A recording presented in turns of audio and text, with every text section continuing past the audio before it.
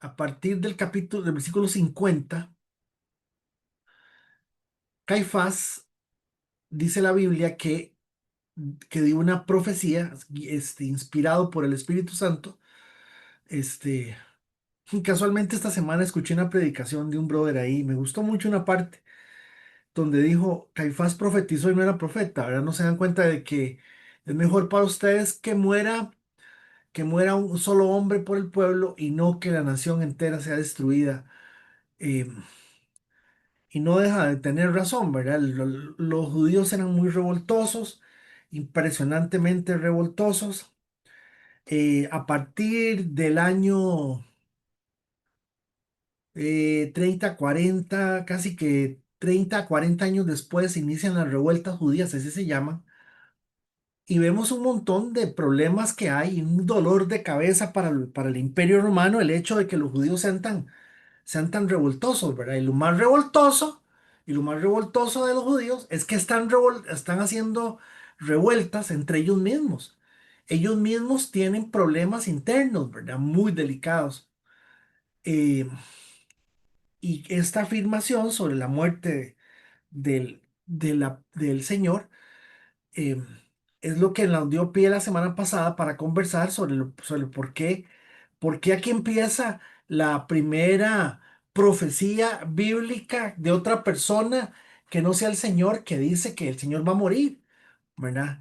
Ahora, en la narración de Juan, en la narración de Juan, Juan acomoda las cosas de una manera tan interesante, ¿verdad? Que no deja de llamar la atención esa forma en que en que acomoda las cosas.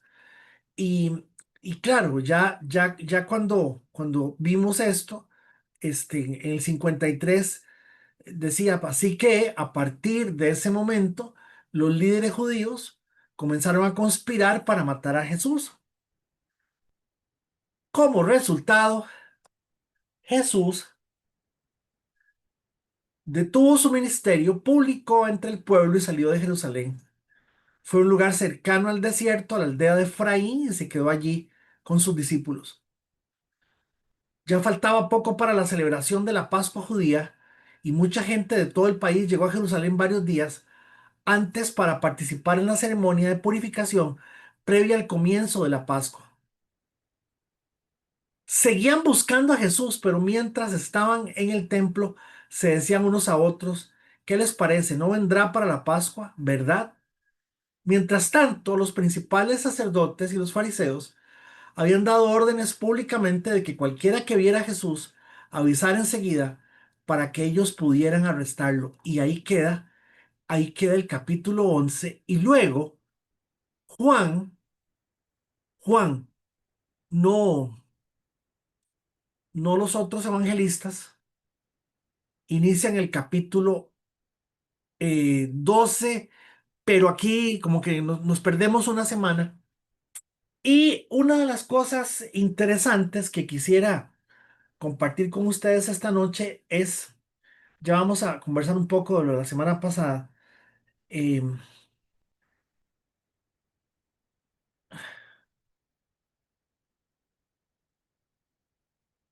Fíjense ustedes que hasta el capítulo 11, hasta el capítulo 11, señoras y señores, estamos cubriendo 3 años de ministerio, hasta el capítulo 11 de Juan. Pero a partir del capítulo 12, ¿verdad? Exactamente a partir del capítulo 12, prácticamente al final del capítulo del libro de Juan, es prácticamente una semana. Vea lo que empieza diciendo, vea lo que empieza diciendo Juan. Y es clave, es interesantísimo, ¿verdad? Muy importante. 6 días antes de que comenzara la celebración de la Pascua, Jesús llegó a Betania. Eh, Voy a marcárselos aquí. Esta Pascua, damas y caballeros, oficialmente es la última Pascua. Y hoy que estaba repasando esto, corriendo y me llegó un pastor de Limón, un amigo, me dice, vengo a saludarte. Yo lo notaba como muy incómodo, me dice, pero ¿dónde se compran ustedes el queso?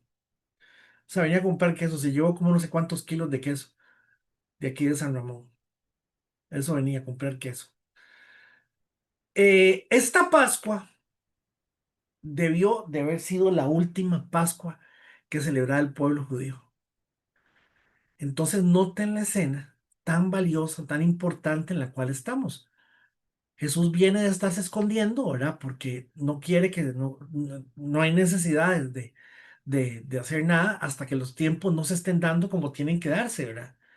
Y, eh, y todo lo que pasa a partir de ahora, desde la narrativa de Don Juan, es la preparación para la crucifixión, la preparación final para esto. Eh, sinceramente, yo les voy a decir algo, muchachos. Eh, y lo que les voy a decir es esto. Eh, y esto me lo deja muy claro Apocalipsis la semana pasada. Eh, tenemos la costumbre de ver a Jesús como víctima. Y de hecho lo es, la misma palabra lo dice. La misma palabra lo dice, ¿verdad? Que fue entregado, que fue trasquilado, que no dijo nada, que fue entregado. O sea, que obviamente, pero la verdad es que es el protagonista de su proyecto, ¿verdad? Es el protagonista de lo que él eh, deseaba hacer, agradar al Padre, cumplir con el deseo del Padre, cumplir con el deseo de terminar de una vez por todas lo que originalmente se había perdido. Y por eso yo la semana pasada traté, no estoy diciendo que no lo lograra, los comentarios que hubo de la semana pasada fueron comentarios bastante buenos y que me hicieron, pues yo pensé que iba a ser necesario darle como otra repasada, sin embargo, creo que no. Eh, sin embargo, voy a hacerlo otra vez rápidamente para volver a repetirles que el Señor es el dueño legítimo de todo. Dios es el dueño de todo. Pero nosotros no podemos limitar nuestra visión, porque la misma palabra lo dice, a la historia. Tenemos que, tenemos que entender el concepto de prehistoria, no como los dinosaurios y eso, sino más bien como antes de la creación del mundo. ¿Por qué antes de la creación del mundo? Porque lógicamente tenemos que entender las cosas en función de lo que va a suceder eh, eternamente. Y la eternidad sobre lo que hay es importantísima, es como ver las cosas y lógicamente pues vamos a tratar de entender las cosas mejor cuando ya estemos con el Señor. Los cielos le pertenecen al Señor, o sea, es el Señor quien reina, quien gobierna, ¿verdad? El Señor le pidió al hombre que guardara, que custodiara la tierra. Y uno de los salmos que usamos la semana pasada los pusiste a cargo de todo lo que creaste y sometiste todas las cosas bajo la autoridad. Se proveyó, Dios se proveyó, atención, Dios se proveyó de un cuerpo, ¿verdad? Dios se proveyó de un cuerpo, del cuerpo que Él creó, y a ese cuerpo le puso un espíritu, a ese cuerpo le puso el alma. Y entonces le dijo, usted es el encargado de esto. Solo el ser creado con su cuerpo y alma es el que tiene la autoridad de Dios sobre todo. Entonces, vean, perdónenme, pero no me regañen, ¿verdad? Porque estos figuritas que encontré para poder hacer esta explicación rápida, la forma más fácil para mí es hacerlo como hacen los gringos, ¿verdad? Para los que no sabían, todos los billetes del dólar tienen todos eran, sí, todos tienen un ojo, ¿verdad? Y supuestamente es el ojo de Dios, ¿verdad? Entonces me sirve para ilustrarlo, no se me enoje nadie. Eh, Dios hace al ser humano en la tierra que él creó y lo nombra rey. ¿Lo ven? Lo nombra rey, pero el ser humano agarra todo, su puesto, su puesto, su corona y tira todo al tarro de la basura. Al hacer esto, al hacer esto, tenemos que acordarnos, chicos y chicas, que el primero que pecó no fue Adán.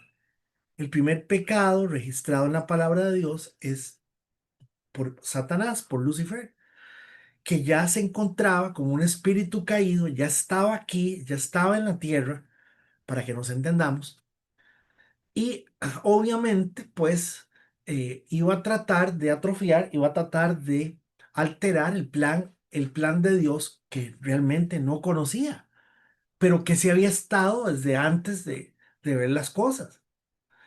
Al perder el hombre la autoridad por, por por la rebeldía, por la negación, por el orgullo, por la soberbia, por la mentira, por todo, entonces lo que hace es que le entrega el el gobierno de absolutamente todo, se lo entrega a Satanás. Satanás queda como, como el que tiene la autoridad espiritual, para que ustedes me entiendan de todo, porque él ya estaba aquí, ya dominaba, ocupaba un cuerpo y para ocupar un cuerpo se mete en una serpiente o busca ese tipo de figuras. Y de hecho es lo que vemos en las manifestaciones en las manifestaciones del Nuevo Testamento, como los demonios para poderse manifestar necesitan un cuerpo. Entonces, fíjense ustedes que desde lo que nosotros hemos venido tratando de entender de una forma simple, introduce la muerte, se introduce la muerte al mundo, ¿verdad? Dice,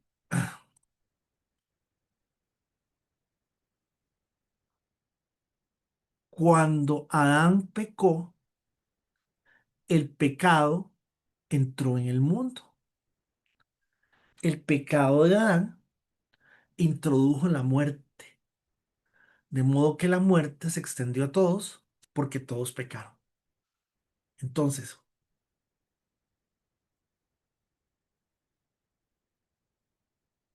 ¿qué había que hacer? Exactamente lo mismo. Exactamente lo mismo. Que era proveerse de un cuerpo, pero que esta vez esa persona en ese cuerpo, esa persona en esa manifestación fuese Dios y fuese a la vez hombre. Y que hubiese ley para saber a dónde estaba la transgresión, a dónde estaba. Dice la Biblia que si no hay ley, no hay transgresión, no se, no se sabe, o sea, no se puede reclamarle a una persona, decirle a la persona, usted está haciendo mal, si no hubo un reglamento, algo que le dijera que las cosas se estaban dando de esa forma, de forma negativa. Y entonces, inclusive la misma palabra dice, el pecado no le contó a nadie hasta que no hubo ley. Jesús tenía que nacer dentro de esa ley para decir Jesús cumple absolutamente con todo. Entonces, aquí viene la explicación sencilla. ¿Cuál es? Se necesitaba un cuerpo, en este caso, con la maravilla de la manifestación del Hijo de Dios en ese cuerpo, que no hay pecado en él, cumpliendo 100% la ley y haciendo inmediatamente, abriéndose el campo, ¿verdad? Para que Satanás, el diablo, no pudiera acusar. ¿De qué le iba a acusar? Entonces, fíjense que es importantísimo tener bien claro es importantísimo tener bien claro que, que que el asunto fue una transgresión desde el punto de vista moral, porque el Señor les hubiera dicho es, hagan lo que sea, pero no caminen hacia allá. O sea, cualquier orden que el Señor hubiese dejado, el hombre lo hubiese transgredido porque lo importante ni siquiera fue el árbol, sino el acto de no hacer caso. Eso es todo. Actuar por mi propia cuenta. Acuérdense siempre de eso. Actuar por mi propia cuenta. Actuar por mi propia cuenta. Y entonces el Señor dice, cuando la gente actúa por su propia cuenta, tiene que jugársela sola porque es muy peligroso. El ser humano no sabe lo que yo le puse. El ser humano piensa que la cabeza que tiene, que el cerebro que tiene es de que lo maneja, que lo domina, que lo controla. No es cierto. Eso jamás es cierto. Entonces fíjense que el mismo diablo, el mismo Satanás, le dice al Señor, le dice a Jesús, vea Jesús, es que a mí me dieron la autoridad de todo esto. Y son míos. Y yo se las doy a quien a mí me da la gana, quien yo quiera. Entonces fíjense que cuando el Señor dice, porque el Hijo del Hombre, Jesús, vino a, vino a encontrar, a salvar aquello que se había perdido, porque estamos hablando del todo, de todo lo que se había entendido. Entonces, ¿qué dijimos la semana pasada? Que hay una interrupción de la comunión directa con el Creador y el Rey. La creación queda bajo gobierno ilegal, pero legalmente autorizado por el ser humano. Dios no permite que el diablo tenga control, pero el hombre se la dio. ¿Y por qué Dios no lo paró? Porque Dios ya había dicho al hombre, usted es el que gobierna, el que reina, el que maneja las cosas.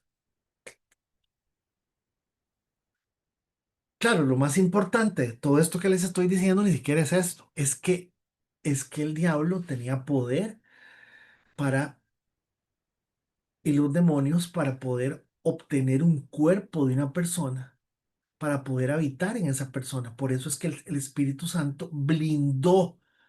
El Espíritu Santo no brindó, no es de brindar, brindemos no, blindó de un equipo blindado, de una pared blindada, de un carro blindado. Es con BL. ¿Qué significa blindado? Que no le entra nada. Ese vidrio es blindado. Entonces el vidrio le pueden meter balas y lo que sea. La palabra blindado, BL, no brindado, es una palabra que nos enseña que el Señor dejó las cosas al poner al Espíritu Santo en todos sus hijos,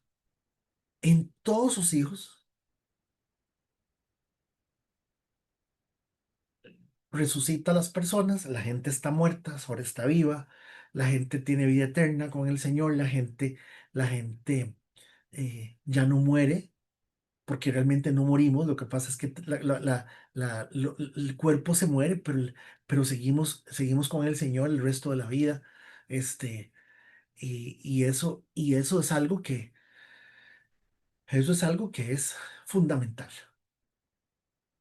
Pero lo más importante también es que ya no estamos bajo la autoridad ni del pecado, ni del pecado, ni de nosotros mismos, ni de Satanás. Que por cierto, Satanás está en tercer lugar. Entonces,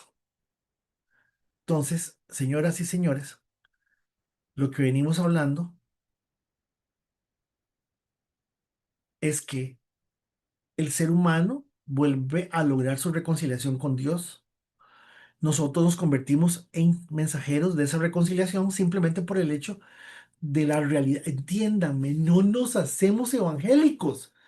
Empezamos a vivir, no tiene nada que ver con la religión, que es el problema que hay. ¿Cómo cuesta entender esto?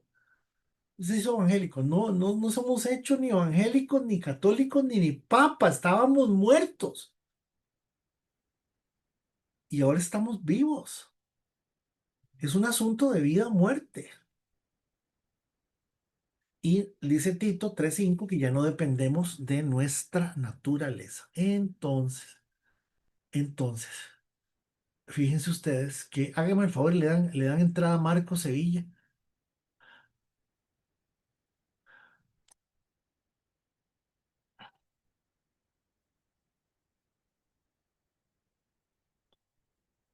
Hermanos, aquí hay una serie de cosas y de eventos, ¿verdad? En donde, en donde no podemos verlos a la ligera. Estamos llegando otra vez a Betania. Betania, el nombre Betania tiene la casa de los higos, eh, pero una de las acepciones del nombre Betania es la casa de consolación. Y Jesús regresa a Betania, a la casa de Lázaro. Betania está a 3 kilómetros de Jerusalén. Y siempre que, siempre que se va a hablar de Lázaro, siempre que se va a hablar de Lázaro, es importantísimo entender que también eh, de ahí,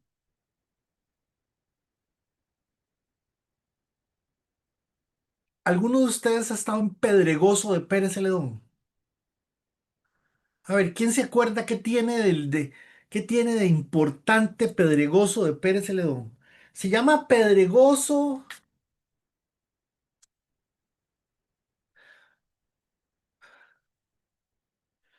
se llama,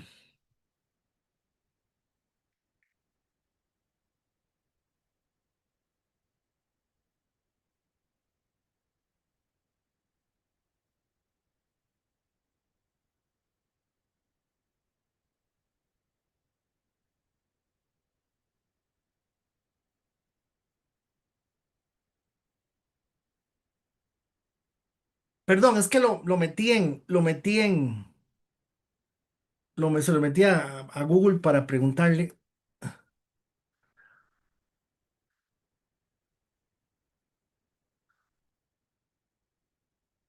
Sí, sí, se llama Pedregoso de San Isidro el General. ¿Alguien sabe por qué es famoso?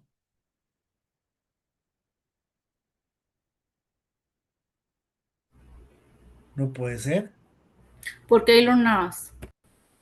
Ah, ¿Por qué Keylor Navas? Keylor Navas. Es un pueblucho. Bueno, es un pueblecititititito. La pulpería es una cosa famosísima. La cancha de fútbol, aquí empezó Keylor. Le pusieron marcas de Keylor con clavos. Ese, me doy a entender. Bueno, esto mismo está pasando con Lázaro. La aldea de Betania, ¿verdad? Que es una aldea, imagínense ustedes, si las cosas eran como eran allá, hoy imagínense ese lugar, cómo era Betania, y sucede que Betania se había hecho famosa casualmente por la situación de don Lázaro, el hombre quien había resucitado. Prepararon una cena en honor a Jesús.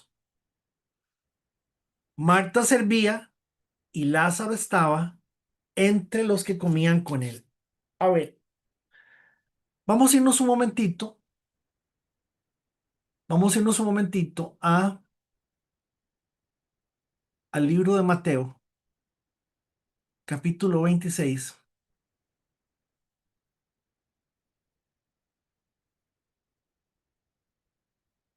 y vamos a anotar esta conversación. Como ya saben, la Pascua comienza en 2 días y el Hijo del Hombre será entregado para que lo crucifiquen.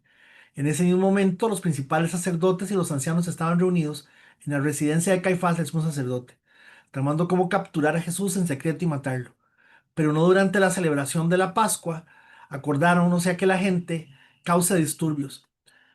Jesús es ungido en Betania, escribe Mateo. Mateo era discípulo.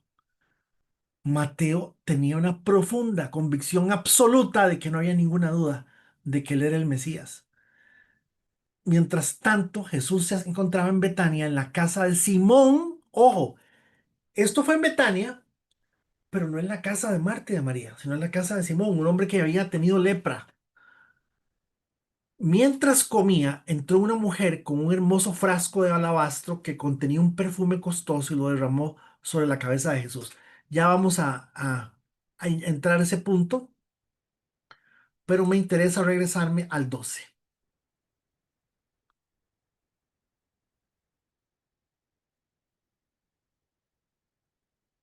¿Qué es lo importante aquí? Que prepararon una cena en honor a Jesús. Marta servía y Lázaro estaba entre los que comían. Entonces María tomó un frasco con casi medio litro de un costoso perfume preparado con esencia de nardo. ¿Por qué costoso? ¿Por qué costoso?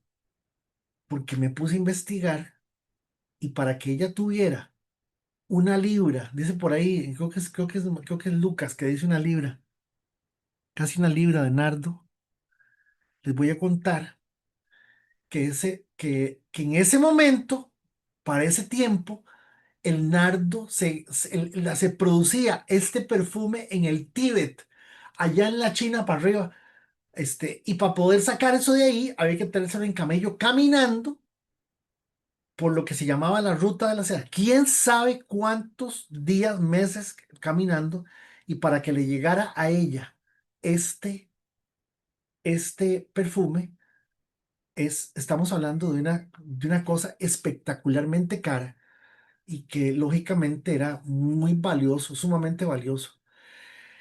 Entonces, ¿qué les digo? María tomó un frasco con casi medio litro de un costoso perfume preparado con esencia de nardo. Creo que la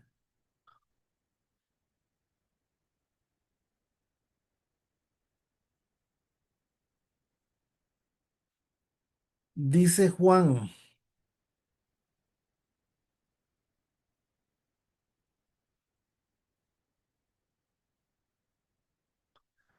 Entonces María tomó una libra de perfume de nardo.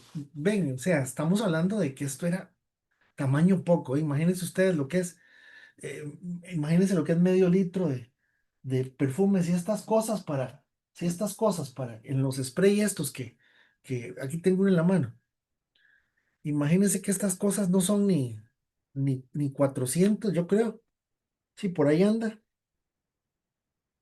Hermanos, a ver, ¿qué les digo? María tomó un frasco con casi medio litro de un costoso perfume preparado con esencia de nardo, le ungió los pies a Jesús y lo secó con sus propios cabellos.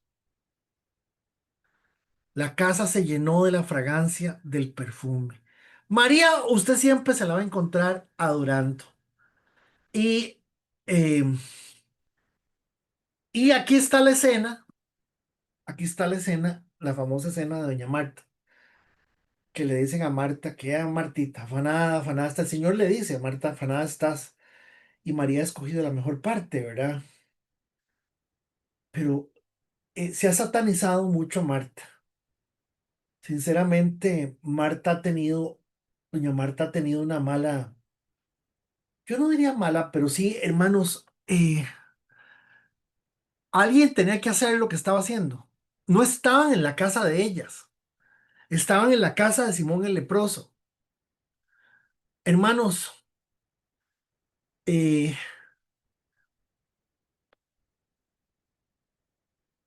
yo le he puesto mucho atención a esto de Marta porque siempre, y todas las prédicas, qué bárbara, Olguita, qué bárbara, María Angélica, Mauren, ustedes siempre todas dedicadas a las cosas de ustedes y sus vidas, y ustedes no les preocupa el Señor como le preocupaba a María. O sea, los mensajes y las prédicas que hay son mensajes y prédicas que más bien lo que hacen es decirle a Marta,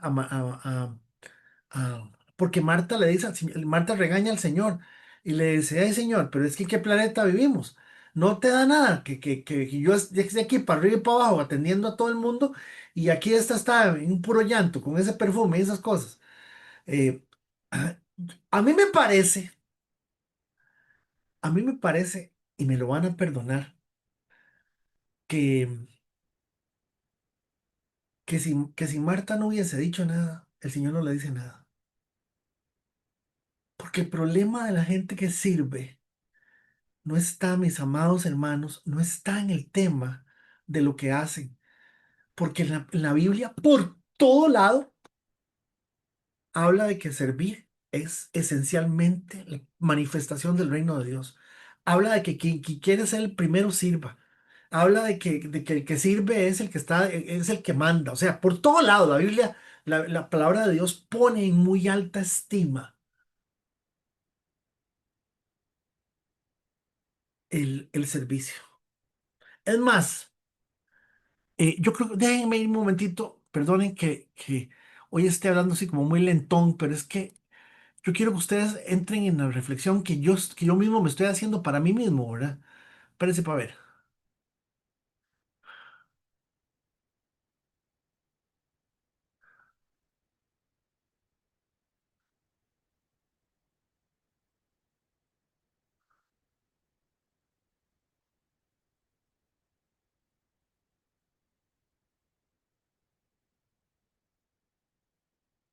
No quiero leerles todo no, lo que dice Marcos.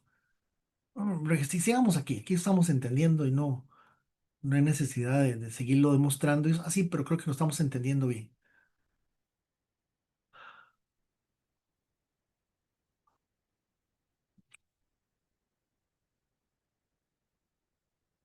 El problema es la queja. El problema no es servir. El problema no es las... Uno no puede pretender que la gente sirva igual. Uno no puede pretender que las personas tengan el mismo corazón para servir. Eh, lo malo está en quejarse. Y eso fue lo que el Señor recriminó. Entonces noten que Jesús explica esto. Esto no necesita que le hagamos nosotros un análisis profundo porque Jesús lo explica. La casa se llenó de la fragancia del perfume. Y claro, fíjense que estamos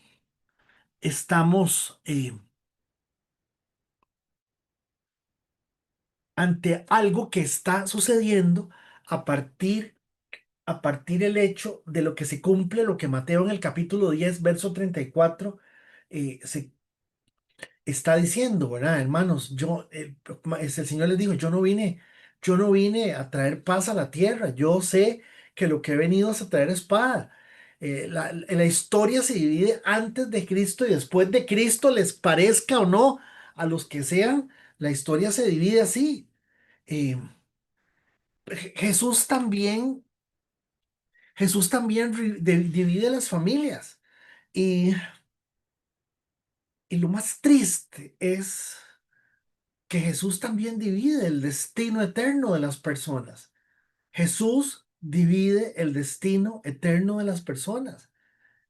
Y entonces, hermanos, ante esta realidad de lo que estamos viendo, ¿verdad? De la escena, 6 días antes de que empiece en que empiece, en que empiece que, en que empiece la crucifixión. No, en que empiece el plan de Dios sobre la humanidad y Dios intervenga en la humanidad de una vez por todas y haya finalmente un orden cósmico y Dios tome el control de absolutamente todo y toda la potencia y todo el poder de Dios está dispuesto para que a partir de ese momento eh, podamos decir, nosotros somos producto de la gracia y la misericordia de Dios definitivamente.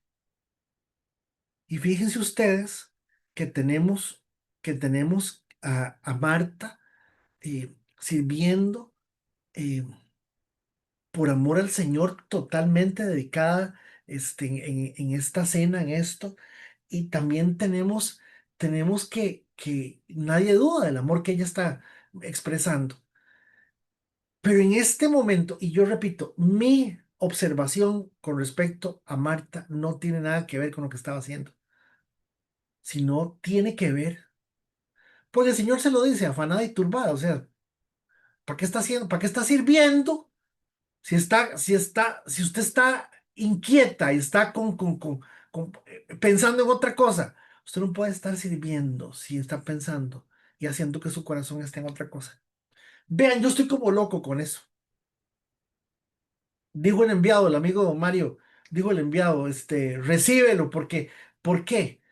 Porque mucha gente, todos, la verdad es que todos somos así, de alguna forma siempre nos estamos quejando de alguna cosa.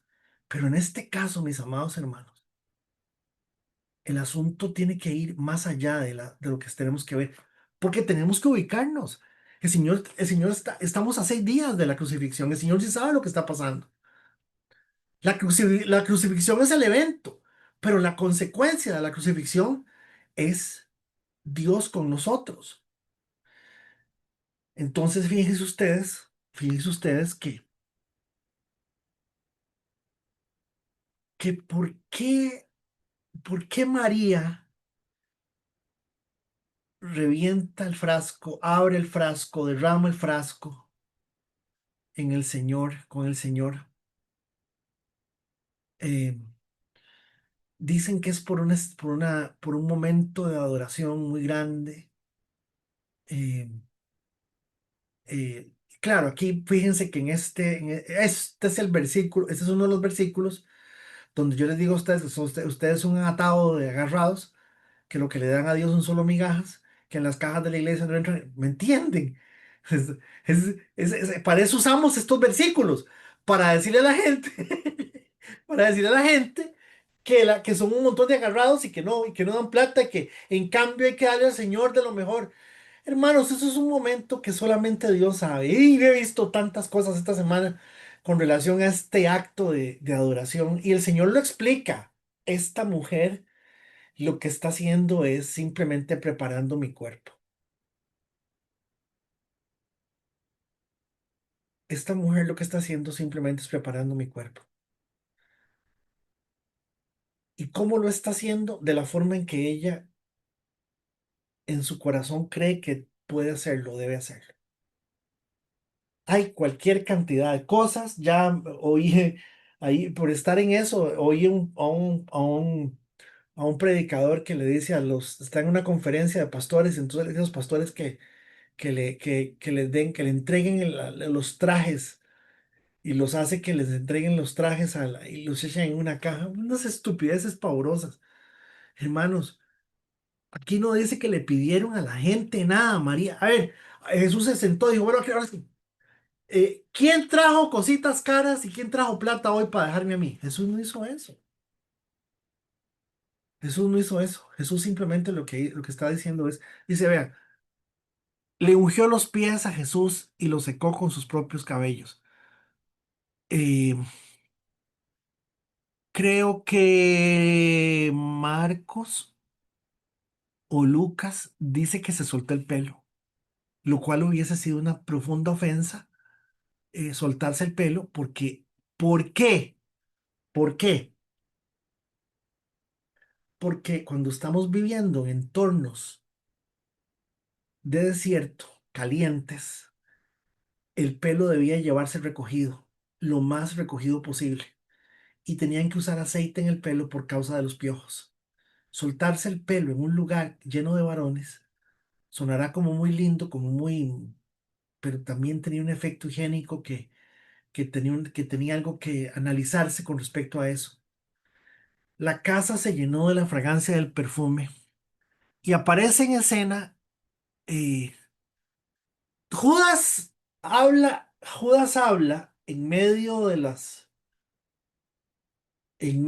como 3 veces habla en el Nuevo Testamento, 3 o 4 veces. La siguiente vez que Judas habla es en el capítulo 27 de Mateo, y Judas dice, he pecado con entregar sangre inocente.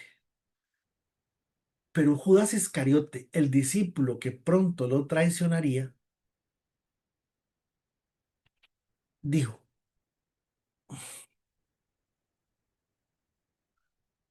ese perfume valía el salario de un año. Hubiera sido mejor venderlo,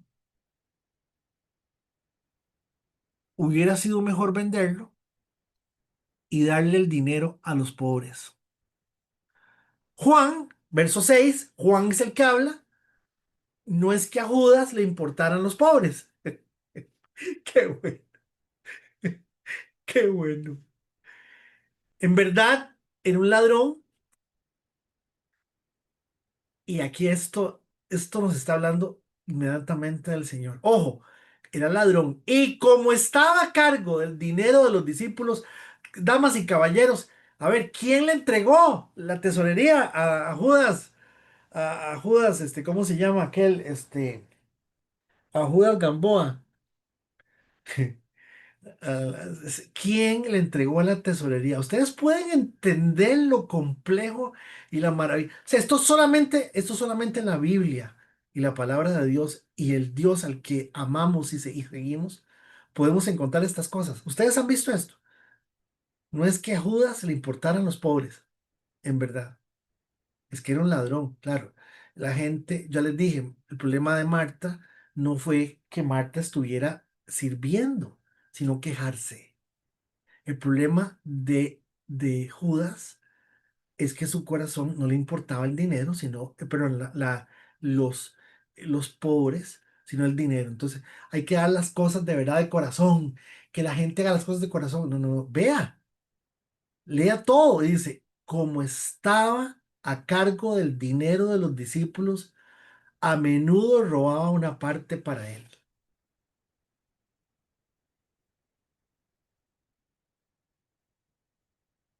Qué maravilla, ¿eh? Qué maravilla. No están viendo qué cosa más maravillosa. Quiere decir, a ver, ¿quién le entrega a Judas? ¿Quién le entrega a Judas la plata? O sea, ninguno de nosotros, ninguno. Es más, si usted sabía que Luis Cordero, tacaraca, taca, taca, taca, taca, ¿por qué se la dio? No, la respuesta del Señor es no, sabiendo que Luis Cordero es como es, sabiendo que con lo que lucha Luis Cordero, oigan, sabiendo que con lo que lucha Mario Barbosa, con lo que lucha Federico Acuña, Ernesto Escalona, pónganlo ahí. Perdona, eso está en la terapia, del punto de vista de la psicología, eso está demasiado profundo y es muy peligroso. Todos los días, todos los días le dio la oportunidad de cambiar, de reivindicarse. Yo no sé, yo siempre me he hecho la pregunta, ¿qué hubiese pasado? Lo que pasa es que la misma palabra dice que Judas estaba destinado a condenarse, ¿verdad? Predestinado a condenarse.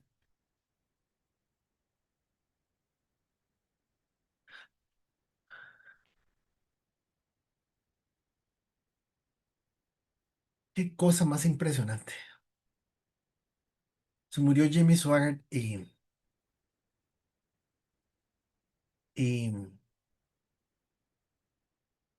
Don Jimmy, cuando Don Jimmy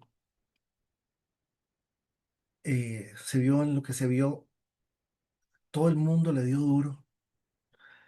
Y aquí había una iglesia en San José, una congregación, un edificio, que se llamaba la iglesia de Jimmy Swaggart. ¿Por qué? Bueno, una de las razones es porque Jimmy Swaggart era un líder de Asambleas de Dios. Federico, ¿qué es Asambleas de Dios? Una denominación. Y entonces, si era, y cuando él vino al país, él trajo un dinero para construir una iglesia grande. Y construyó, creo que fueron tres cosas. Esa iglesia en San José y un campamento en la Garita de la Juela. Y algo más, no recuerdo qué más fue lo que construyó. En el preciso momento en que se dieron cuenta de que don Jimmy, este, estaba pasando por lo que estaba pasando, le cambiaron el nombre. Le cambiaron el nombre al lugar. Todo yo no estoy diciendo que actuaran mal o actuaran bien, estoy diciendo que para mí fue muy interesante poder leer las cosas que la gente dijo de él, porque no existe muerto malo, no existe novia fea y bebé feo. Todos los bebés son lindos, todas las novias están lindas y los muertos son buenos todos. Eso es un dicho.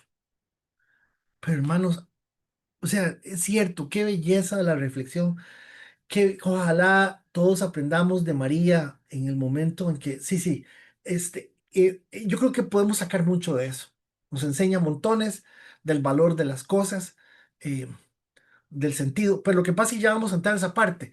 Sin embargo, noten que aquí no dejamos de ver la misericordia de Dios, no dejamos de ver el proceso de Dios con cada uno de nosotros en todo. Y uno dice, es que yo quiero que Dios intervenga, es que ya está interviniendo, ya Dios se está metiendo con vos, ¿no estás viendo? En el día a día lo que estás haciendo es porque ya Dios está interviniendo, ya hay algo que Él está haciendo con vos para que vos reacciones. Me estoy comunicando.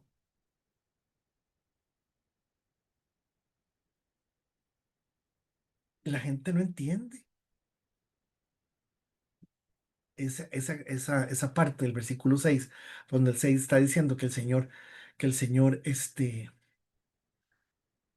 le dio la tesorería a, a un Judas Iscariote. Bueno, eso sin palabras. Jesús, verso 7 respondió, déjala en paz. Esto lo hizo en preparación para mi entierro. Esto lo hizo él en preparación para mi entierro. Entonces, claro, no vamos a quedarnos este, analizando, analizando el corazón, el corazón traicionero de Judas, que visiblemente está hablando de eso, ¿verdad? Pero la lección importante que hay que ver aquí de no seamos traicioneros, muy feo, ¿eh? Pero también ya Dios está trabajando con cada uno de nosotros, con algo muy sencillo, muy simple. Nadie lo notaba, nadie, nadie. Yo me pongo a pensar, es que Judas se robó plata, la plata de los discípulos para él. ¿Y qué? Se iba para el mall. Y se iba para el cine y aparecía en la tarde. Se iba en la mañana y aparecía en la tarde, comiendo palomitas. No, hombre, si ya andaban para arriba y para abajo.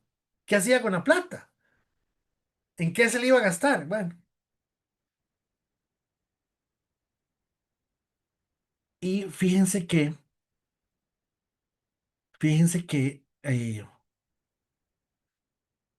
al entrar aquí, dejen en paz, lo hizo en preparación para mi entierro y casualmente los judíos tenían la costumbre. Bueno, esta cena es una cena interesante, ¿verdad? Es una cena vacilona. Están en la casa de Simón. Simón era leproso y el Señor lo había sanado. Es un ex leproso. Y está Lázaro, que el Señor lo había sanado, lo había resucitado, es un ex muerto. Y entonces usted puede imaginarse la clase de conversación que podía haber en ese lugar, ¿verdad? O sea, yo me pongo a pensar en esas cosas, ¿verdad? Y, sin embargo la comida era en honor al Señor, ¿verdad? No en honor a ellos. No era una cena de agradecimiento, era una cena de despedida, era una despedida. Y en la cena de despedida está representada una persona que se llama Marta, que sirve al Señor, que lo va a servir, que lo está haciendo, que está en el cielo. Se los puedo garantizar que doña Marta está en el cielo sin ningún problema, pero que nos enseñó que el problema de servir no está en servir, es no quejarse.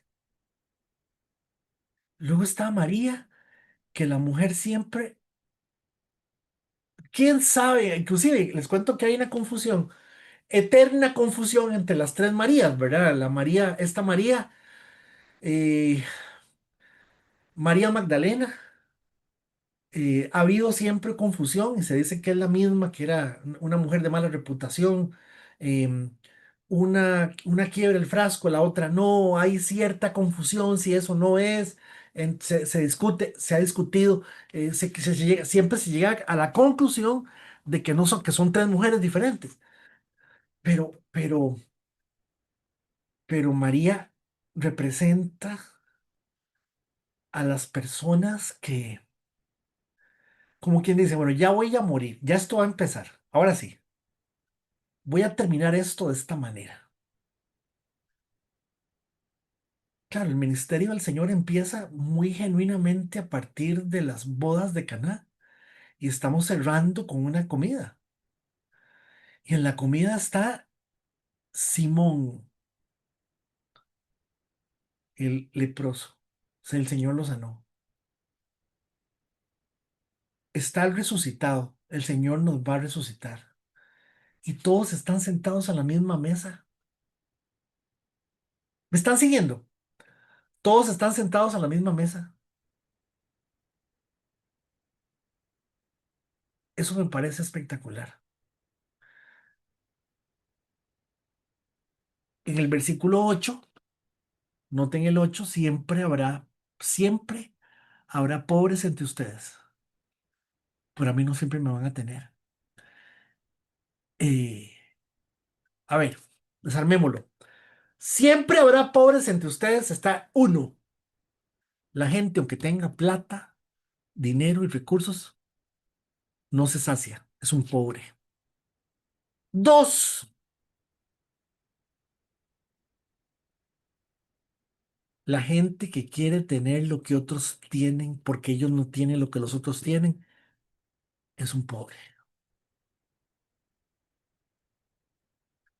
Tres,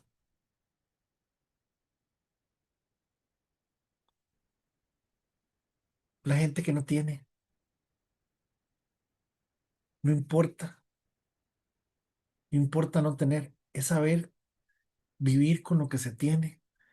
Perdón, yo no lo digo por mí, de corazón, dentro de las miles cosas feas que yo puedo tener, esta es una de ellas. Yo no lo digo por mí. Yo quisiera tener una mejor computadora, un mejor carro. O sea, yo no puedo ponerme a ustedes a decirles bien, ustedes no saben agradecerle a Dios, ustedes son un atado de malagradecidos. No, no, no, no, no. No, todos somos así, materialistas. Y algunos jugamos de humildes, pero quién sabe qué pasaría si tuviéramos más plata.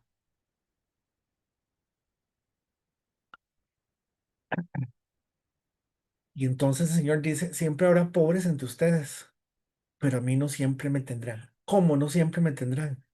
No, no, porque los que pasan quejándose no me van a tener, porque los que no me saben adorar no me van a tener, porque los que no saben valorar lo que me dan no me van a tener. Realmente está haciendo alusión a las mismas personas que se están manifestando o presentando en las escenas que estamos viendo. La escena como tal no la hemos explotado totalmente. Nos hemos quedado cortos.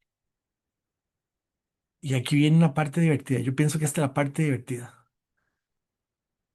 Cuando todos los habitantes de esa región se enteraron de que Jesús había llegado, corrieron en masa para verlo a él y también a Lázaro, el hombre al que Jesús había resucitado a los muertos. Lázaro era famoso. Entonces, los principales sacerdotes decidieron matar a Lázaro también. Qué clase de chanchos, por Dios. Ya que por causa de él, muchos los habían abandonado a ellos y ahora creían en Jesús. Dejémoslo aquí.